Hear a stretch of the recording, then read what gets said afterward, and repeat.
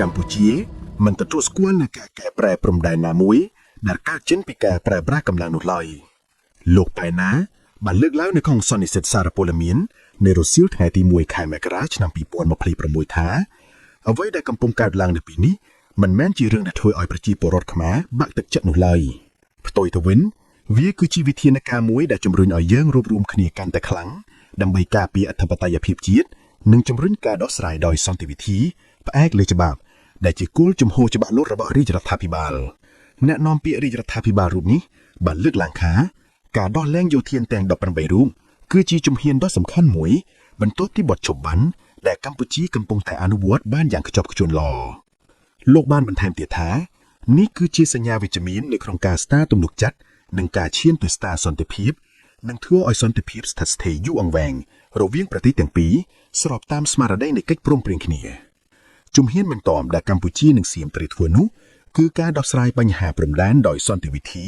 តាមយន្តការបច្ចេកទេសនិងច្បាប់អន្តរជាតិស្របតាមស្មារតីនៃសេចក្តីប្រកាសរួម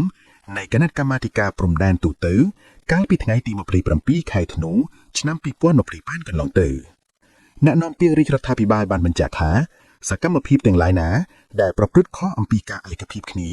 នៅក្នុងសេចក្តីប្រកាសរួមនេះក៏ដូចជាសេចក្តីប្រកាសរួមនាពេលកន្លងមកនោះគឺជាសកម្មភាពខុសច្បាប់និងរំលោភបំពានលើកិច្ចព្រមព្រៀងកម្ពុជាប្រកាន់ជំហរយ៉ាងម៉ឺងម៉ាត់នៅក្នុងការការពារខ្សែបន្ទាត់ព្រំដែនអន្តរជាតិកម្ពុជាសៀមដែលបន្សល់ទុកដោយគណៈកម្មាធិការឥណ្ឌូចិនសៀមដោយគោរពគោលការណ៍ច្បាប់អន្តរជាតិគោលការណ៍ខ្សែបន្ទាត់ព្រំដែនមិនកែប្រែកម្ពុជាគោរពអនុសញ្ញាសិទ្ធិសញ្ញាបារាំងសៀមផែនទីនិងកំណត់ហេតុបោះបង្គោលព្រំដែននៃគណៈកម្មាធិការបោះបង្គោលព្រំដែនឥណ្ឌូចិនសៀមព្រមទាំងកិច្ចព្រមព្រៀងនិងឯកសារពាក្យពន្ធនានាដែលភាគីទាំងពីរបានឯកភាពគ្នានាពេលកន្លងទៅអ្នកនាំពាក្យរាជរដ្ឋាភិបាលរូបនេះបានបន្ថែមទៀតថាកម្លាំងជំរុញដ៏សំខាន់នៅក្នុងការឈានទៅសម្រាប់គោលដៅដោះស្រាយបញ្ហាព្រំដែនដោយសន្តិវិធីនិងយុត្តិធម៌នៅពេលខាងមុខនោះគឺ1ជំហរការទូតល្អនិងចាស់ទុំរបស់ថ្នាក់ដឹកនាំយើងដែលឈរលើកិច្ចសន្ទនាដោយសន្តិវិធីនិងផ្អែកលើច្បាប់ចំណុច2កម្ពុជាមានឯកសារផ្លូវច្បាប់រឹងមាំដែលទទួលស្គាល់ជាអន្តរជាតិទី3ជំហររបស់សហគមន៍អន្តរជាតិដែលគាំទ្រការដោះស្រាយដោយសន្តិវិធីដោយផ្អែកលើច្បាប់ស្របជាមួយនឹងជំហររាជរដ្ឋាភិបាលកម្ពុជាចំណុចទី4កម្លាំងសាមគ្គីជាតិដ៏រឹងមាំនៅក្នុងចំណោមប្រជាពលរដ្ឋដែលផ្ដល់ទំនុកចិត្តទាំងស្រុងលើរាជរដ្ឋាភិបាលនៅក្នុងការដោះស្រាយបញ្ហាគឺជាកម្លាំងជំរុញដ៏ខ្លាំងក្លាដើម្បីឈានឆ្ពោះទៅដោះស្រាយបញ្ហាព្រំដែនរវាងកម្ពុជាសៀមដោយសន្តិវិធីនេះគឺជាចំណុចទាំង4ដែលអ្នកនាំពាក្យរាជរដ្ឋាភិបាលគឺលោកប៉ែណាបានលើកឡើងថាចំណុចទាំង4នេះគឺជាកម្លាំងជំរុញដ៏សំខាន់នៅក្នុងការឈានឆ្ពោះទៅរកដំណោះស្រាយដោយសន្តិវិធីបញ្ហាព្រំដែនកម្ពុជាសៀមសម្រាប់ព័ត៌មាននេះខ្ញុំជម្រាបជូនប៉ុណ្ណឹងបងប្អូនទាំងអស់គ្នាហើយនៅថ្ងៃនេះផងដែរក្រសួងការពារជាតិកម្ពុជារបស់យើងក៏បានចេញសេចក្តីប្រកាសអំពាវនាវបន្ថែមទៀតពាក់ព័ន្ធទៅនឹងសកម្មភាពយោធាឬក៏ការចល័តទ័ពចល័តសប្បាវុធអីផ្សេងៗសូមបងប្អូនប្រជាពលរដ្ឋខ្មែរទូទាំងប្រទេសកុំថតបង្ហោះនៅក្នុងបណ្ដាញសង្គមឲ្យសោះនៅក្នុងស្ថានភាពនាពេលបច្ចុប្បន្ននេះគឺជាសេចក្តីប្រកាសរបស់ក្រសួងការពារជាតិកម្ពុជារបស់យើងដោយអ្វីដែលខ្ញុំធ្លាប់បានជម្រាបជូនចឹងក្រសួងការពារជាតិតែងតែប្រកាសព័ត៌មានមួយនេះជារឿយៗដើម្បីឲ្យប្រជាពលរដ្ឋបានដឹងគ្រប់ទិសទីទូទាំងព្រះរាជាណាចក្រកម្ពុជាសូមកុំថតបង្ហោះរាល់សកម្មភាពផ្សេងៗជាមួយនឹងការចល័តទ័ពការដឹកសប្បាវុធឬក៏សកម្មភាពផ្សេងៗទៀតពាក់ព័ន្ធជាមួយនឹងយោធាគឺយើងកុំថតបង្ហោះបង្ហាញនៅក្នុងបណ្ដាញសង្គមឬក៏ថតហើយផ្ញើឲ្យគ្នាមើលទៅតាម Telegram អីសូមកុំឲ្យសក់ណាបងប្អូនទាំងអស់គ្នាព្រោះកន្លងមកពេលខ្លះរូបភាពមួយចំនួនគឺបងប្អូនអត់បានថតបង្ហោះនៅក្នុងបណ្ដាញសង្គមទេតែគាត់ថតហើយគាត់ផ្ញើឲ្យគ្នាមើលតាម Telegram អញ្ចឹងទៅយើងក៏មិនដឹងថាប្រព័ន្ធ Telegram ហ្នឹងមានអីផ្ញើគ្នាទៅមកទៅបែកធ្លាយរូបភាពនឹងទៅអញ្ចឹងសង្ឃឹមថាបងប្អូនប្រជាពលរដ្ឋនឹងអនុវត្តឲ្យបានគ្រប់គ្នាសូមកុំថតបង្ហោះរាល់សកម្មភាពនៃការចល័តនិងដឹកសប្បាវុធឲ្យសោះដំណឹងជាបន្តទៀតនេះគឺធនាគារជាតិនៃកម្ពុជារបស់យើងបានផ្ដល់អត្ថប្រយោជន៍សម្រាប់ការលើកលែងការទូទាត់សងអេណាទៀនឲ្យកងទ័ពជួរមុខធនាគារជាតិនៃកម្ពុជានៅថ្ងៃទី1ខែមករាឆ្នាំ2026កាលពីម្សិលមិញបានប្រកាសផ្ដល់អត្ថប្រយោជន៍សម្រាប់សម្រួលសំណើលើកលែងការទូទាត់អេណាទៀនរបស់កងទ័ពជួរមុខជាមុនដើម្បីលើកទឹកចិត្តដល់យោធានជួរមុខដែលកំពុងការពារទឹកដីនៅក្នុងសមរភូមិប្រយុទ្ធការសម្រេចបែបនេះបានធ្វើឡើងបន្ទាប់ពីមានការដាក់ពាក្យស្នើសុំការលើកលែងពាក្យពាន់នឹងការទូទាត់ការសងអេណាទៀនពីអតិថិជនដែលជាកងទ័ពនឹងជន់បានកើនឡើងច្រើន នឹងធ្វើឲ្យដំណើរការនៃការសម្របសម្រួលមានការយឺតយ៉ាវពីគ្រឹះស្ថានធនាគារនៅហិរញ្ញវត្ថុធនាគារជាតិកាលពីថ្ងៃទី10ខែធ្នូឆ្នាំ2025កន្លងទៅបានណែនាំឲ្យគ្រឹះស្ថានធនាគារនិងហិរញ្ញវត្ថុលុបចោលឯកទានរហូតដល់80លានរៀលរបស់អតិថិជនឬអ្នករួមខ្ចីជាយោធានពាក់ព័ន្ធនិងលុបចោលឯកទាន10លានរៀលចំពោះទាហានពាក់ព័ន្ធនៅក្នុងសមរភូមិធនាគារជាតិសម្រាប់ឲ្យលើកលែងកម្រៃនិងការផាកពិន័យពាក់ព័ន្ធនឹងឯកទាននិងលើកលែងការទូទាត់សងការប្រាក់និងពន្យាពេលទូទាត់សងការប្រាក់ដើមចាប់ពីថ្ងៃនេះរហូតដល់ថ្ងៃទី31ខែមីនាឆ្នាំ2026អញ្ចឹងមានការពន្យាពេលនៃការទូទាត់ប្រាក់នឹងសម្រាប់យោធានជួរមុខរបស់យើងគឺក្នុងរយៈពេល3ខែបងប្អូនទាំងអស់គ្នាហើយរឿងរ៉ាវនេះគឺកាត់ឡើងក្រោយពេលដែលមានការបង្ហោះនៅក្នុងបណ្ដាញសង្គមគឺថាវីរៈកងទ័ពជួរមុខរបស់យើងនឹងគឺគាត់បានបង្ហោះសារមួយនៅក្នុងអត្ថន័យថ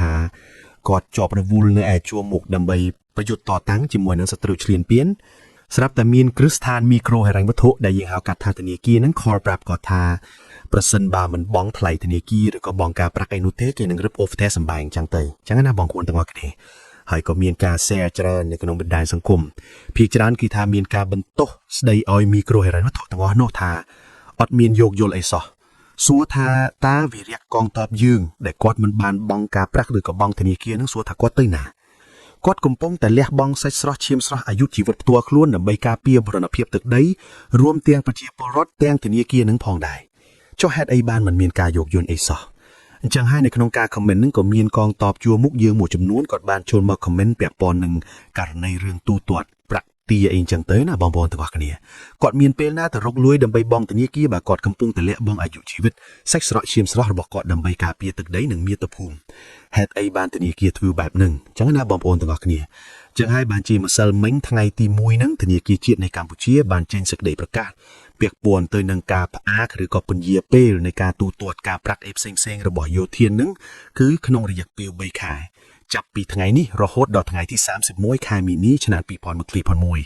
អញ្ចឹងប្រសិនបើធនាគារណាមួយហ៊ានល្មើសទៅនឹងសេចក្តីប្រកាសរបស់ធនាគារជាតិកម្ពុជាហ្នឹងឲ្យធនាគារជាតិនៃកម្ពុជាយើងជាអ្នកដោះស្រាយចោះจึงបងដែលជាវីរៈកងទ័ពរបស់យើងកុំឲ្យមានការព្រួយបារម្ភអំពីការខលទាលុយពីខាងធនាគារអីពីសង្គ្រាមលើកទី1ឃើញបងប្រុសម្នាក់គាត់មានគ្នាពីរនាក់ហើយគាត់ថតដាក់ TikTok ណាបងប្អូនទាំងអស់គ្នាគាត់ថតហើយឃើញធនាគារខលមកហើយគាត់និយាយថាឥឡូវបងឯងមកយកលុយខ្ញុំមកហើយធនាគារហ្នឹងគេសួរថាឥឡូវបងឯងនៅណាចាំខ្ញុំទៅយកថាឥឡូវខ្ញុំនៅសមរភូមិមុខកំពុងបាញ់គ្នាជាមួយសៀមឥឡូវមកអត់ធនាគារគ្រាន់តែលឺភ្លាមបងអត់អីទេបងអត់អីទេខែនបងមិនបាច់បងក៏បានដែរបិទធនាគារទូរស័ព្ទតែម្ដងឥឡូវហ្នឹងគឺធនាគារជាតិបានចេញសេចក្តីប្រកាសឲ្យបងប្អូនទាំងអស់គ្នាគឺថាសម្រាប់កងទ័ពជួរមុខយើងទាំងអស់គឺត្រូវពន្យាពេលរយៈពេល3ខែហើយសម្រាប់វីរៈកងទ័ពយើងដែលបានពាក់ព័ន្ធនឹងរបួសហ្នឹងគឺធនាគារឬក៏ក្រុមហ៊ុននឹងគិតគូរយ៉ាងណានឹងចាំមើលវិធានការរបស់រដ្ឋបន្ថែមទៀតពាក់ព័ន្ធនឹងការពាក់ព័ន្ធហើយនឹងពិការភាពរបស់វីរៈកងទ័ពជួរមុខយើងយ៉ាងណានោះហើយរដ្ឋរៀបចំចាត់ចែងយ៉ាងណានឹងជាក់ស្ដែងណាបងប្អូនទាំងអស់គ្នា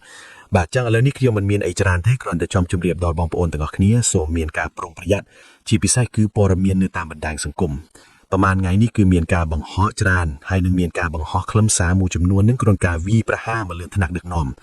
ំខ្ញុំគិតថាក្នុងកលៈទេសៈនេះមិនគួរណាមានប្រជាពលរដ្ឋខ្មែរយើងមួយចំនួនចេញគំនិតទស្សនៈនៅក្នុងបណ្ដាញសង្គមដើម្បីនិយាយមកឲ្យប្រជាពលរដ្ឋខ្មែរស្អប់ថ្នាក់ដឹកនាំនិងជាហេតុញុះញង់ឲ្យមានការបែកបាក់សាមគ្គីនោះទេបងប្អូនទាំងអស់គ្នាខ្ញុំយល់អំពីសិទ្ធិសេរីភាពក្នុងការបញ្ចេញមតិដោយសារតែប្រទេសយើងប្រជាធិបតេយ្យក៏ប៉ុន្តែស្ថានភាពប្រទេសយើងគឺវាខុសពីគេណាបងប្អូនទាំងអស់គ្នាកាលណាតែយើងនិយាយឬក៏ធ្វើសកម្មភាពណាមួយធ្វើឲ្យបែកបាក់សាមគ្គីស្ថានភាពប្រទេសយើងគឺវាមិនល្អនោះទេអញ្ចឹងសង្ឃឹមថាបងប្អូននៅក្នុងបណ្ដាញសង្គមបងប្អូនមុននឹងនិយាយអ្វីមួយសូមមានការប្រុងប្រយ័ត្នបាទជាទីបំផុតដោយសារតែបច្ចុប្បន្ននេះប្រមុខថ្នាក់ដឹកនាំលោកព្យាយាមដើម្បីឲ្យប្រជាពលរដ្ឋនិងថ្នាក់ដឹកនាំគេហៅថាអបក្រសបគ្នាតែមួយសាមគ្គីតែមួយឲ្យរឹងមាំដើម្បីប្រយុទ្ធប្រឆាំងជាមួយនឹងសង្គ្រាមការទូតសង្គ្រាមដោយប្រើប្រាស់សេវាវុធហើយនឹងសង្គ្រាមព័ត៌មាននឹងបច្ចុប្បន្នយើងឃើញថាសង្គ្រាមដោយប្រើប្រាស់សេវាវុធនឹងគឺផ្អាកហើយដោយសារមានបទឈប់បាញ់ក៏ប៉ុន្តែសង្គ្រាមតាមចិត្តសាស្ត្រចិត្តវិទ្យាតាមបណ្ដាញសង្គមនឹងគឺច្រើនមែនទែនអញ្ចឹងកន្លែងនេះក៏មានការទប់ស្កាត់ខ្លាំងដែរពីថ្នាក់ដឹកនាំយើងហើយខ្ញុំក៏សូមអំពាវនាវសំណូមពរដល់បងប្អូនទាំងអស់គ្នាការយល់ដឹងរបស់យើងតិចតួចយើងមើលនឹងផ្នែកយើងលើកយកមកនិយាយនៅក្នុងបណ្ដាញសង្គមហ្នឹងគឺវាធ្វើឲ្យប្រជាពលរដ្ឋមួយចំនួនហ្នឹងគឺគាត់យល់ឃើញតាមយើងដែរវាធ្វើឲ្យមានការបែកបាក់អញ្ចឹងទៅណាបងប្អូនទាំងអស់គ្នាខ្ញុំយល់អំពីសិទ្ធិក្នុងការបញ្ចេញមតិក៏ប៉ុន្តែបើថាយើងប បញ្ចេញមតិក្នុងកាលៈទេសៈមិនស័ក្តិសមវាធ្វើឲ្យស្ថានភាពប្រទេសយើងកាន់តែអាក្រក់ខ្ញុំឃើញច្រើនមែនតើដោយអ្នកខ្លះគេនិយាយថាសៀមគេយកកងតុនយកផលលោករបងផលអីមកលើដីយើងប៉ុណ្ណឹងហើយយើងសុទ្ធតែដោះស្រាយទៅតាមច្បាប់ចាំតែសៀមចេញទៅវាមិនអាចទៅរួចការលើកទស្សនៈបែបនេះគឺអត់ត្រឹមត្រូវតែម្ដងរាជរដ្ឋាភិបាលបានប្រកាសឲ្យថាកម្ពុជាមិនទទួលស្គាល់រាល់ផែនទីទាំងឡាយណាដែលបានដោយសារការប្រើប្រាស់កម្លាំងទេហើយកម្ពុជានឹងដោះស្រាយទៅតាមច្បាប់អន្តរជាតិនិងឯកសារពាក់ព័ន្ធផ្សេងៗសន្ធិសញ្ញាផ្សេងៗតាំងពីដើមមកនឹងក៏ប៉ុន្តែពួកគាត់នៅតែលើកទស្សនៈនឹងយកមកនិយាយនៅក្នុងបណ្ដាញសង្គមធ្វើឲ្យប្រជាពលរដ្ឋយើងដែលមានចំណេះដឹងតិចតួចនឹងគឺគាត់យល់ឃើញតាមការលើកឡើងអញ្ចឹងហើយដល់ពេលអញ្ចឹងទៅធ្វើឲ្យប្រជាពលរដ្ឋដែលស្ដាប់คลิปដែលគេលើកមកនិយាយនឹងវាធ្វើឲ្យមានការបែកបាក់កន្លែងហ្នឹងដែលឃើញច្រើននៅក្នុងបណ្ដាញសង្គមអញ្ចឹងបងប្អូនទាំងអស់គ្នាសូមត្រេះឬពិចារណាមុននឹងបង្ហោះវីដេអូណាមួយដែលនិយាយធ្វើឲ្យមានការបែកបាក់ក្នុងកាលៈទេសៈនេះគឺវាអត់សមស្របនោះទេខ្ញុំមិនគាំទ្រទេហើយសង្ឃឹមថាអាជ្ញាធរនឹងជួយរៀបចំធ្វើយ៉ាងណាទប់ស្កាត់អាការចែករំលែកព័ត៌មានដែលធ្វើឲ្យមានការបែកបាក់នេះផងដែរដោយសារតែប្រទេសយើងដឹងហើយថាប្រទេសយើងប្រជាធិបតេយ្យការបញ្ចេញមតិបញ្ចេញយោបល់អីគឺអូខេក្នុងប្រជាធិបតេយ្យណាបងប្អូនទាំងអស់គ្នាក៏ប៉ុន្តែយើងមើលកាលៈទេសៈផងថាតើប្រទេសយើងកំពុងតែស្ថិតនៅក្នុងស្ថានភាពបែបណាហើយតើការបញ្ចេញមតិយើងនឹងវាជាឥទ្ធិពលល្អឬក៏ឥទ្ធិពលអាក្រក់គេអាចមើលជារូបភាពទេគេមើលជាអត្ថន័យដោយពាក្យមួយគេនិយាយថាម៉េចមនុស្សល្អមនុស្សអាក្រក់មិនមែនត្រឹមពាក្យសម្ដីទេសំខាន់ទង្វើរបស់អ្នកឯងធ្វើឲ្យអ្នកដែលទទួលផលហ្នឹងបានទទួលផលវិជ្ជមានអត់